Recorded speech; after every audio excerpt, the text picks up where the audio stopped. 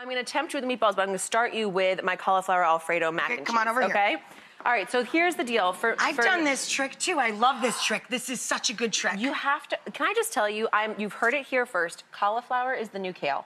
Yep. It is so versatile. It is so exceptionally... And nutrient dense. Nutrient dense and neutral. So you can really do anything with it. I cut it up raw, freeze it, throw it in my smoothies to make them ultra creamy and rich. Here we're gonna use it to basically make a really light bechamel sauce and give your kids some veggies they don't even know they're having. Sauce, right. So here's what I did. I cut up a whole head of cauliflower into florets, put it in a pot with whole milk and some veggie stock or chicken stock, whatever you have, right. and simmer that until they're fork tender. You know, you just be able to like squish in your hands. And then I'm just gonna take that whole mix and put it right into my blender. And this, guys, I still have some milk, and you'll see I'm gonna add some cheese and a little bit of butter. I'm not like, depriving my kids of the good stuff, but I'm doctoring it up with this bulking agent that actually is so rich and flavorful. With nutrients. So I added about 2 tablespoons of butter into the hot mix of this cauliflower.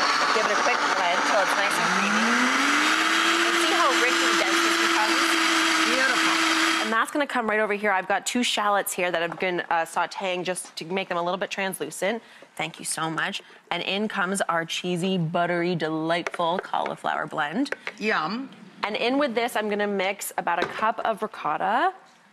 Yum. And then, to give it that really authentic, delicious mac and cheese flavor, I've got about a cup of pecorino or Parmesan cheese here as well.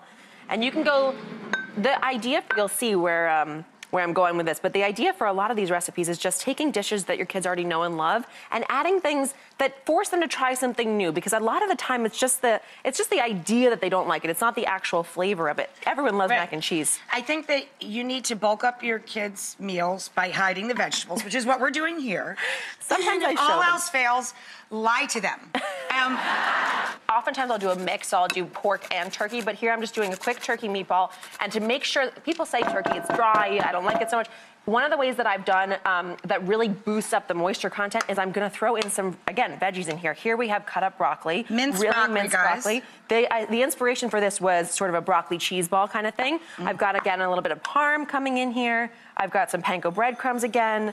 I've got a grated onion. This is a great trick. Oh, this is a great tip. My mom always does this too. If you don't have time to saute an onion till translucent, just grate it right over the bowl, and then the juice goes right in the bowl too. So good. Some fresh parsley again, a little bit of garlic powder, a little bit of onion powder, and bless you. 2 eggs. Bless you, indeed. Yeah, 2 eggs.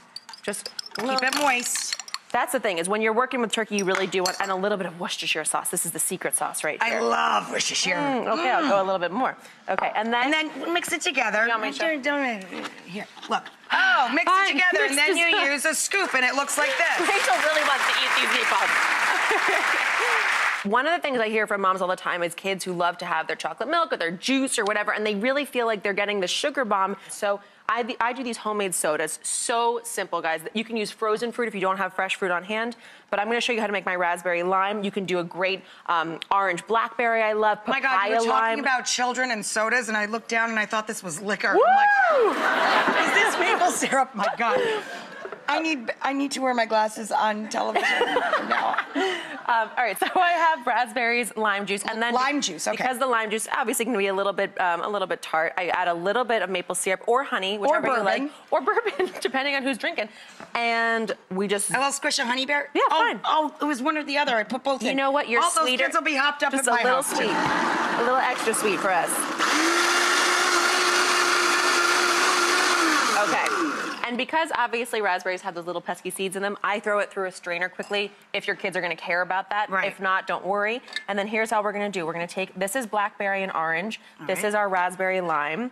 I'll do raspberry, is that enough? That's perfect. And then I'm gonna top it with some seltzer water right here. Is that enough? Beautiful. And obviously if your kids want more of the juice, you can, any stage here is a good one because you're obviously having half juice, half liquid basically. Antioxidants, as Dr. Oz would say. That's new.